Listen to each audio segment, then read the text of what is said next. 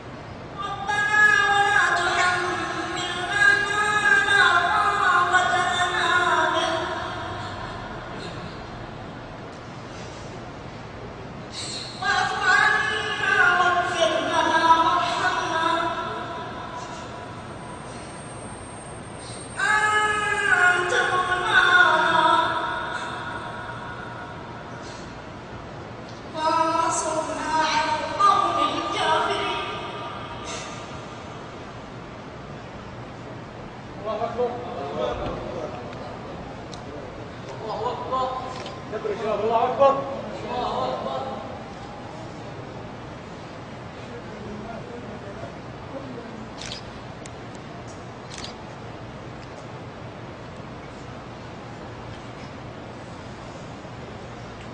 وقد كانت هذه اللحظات هي ختمة الطالب حمزة للقرآن التي سمعتموها، وهي آخر وجه حفظه من كتاب الله تعالى وقام بتلاوته على مسامعه.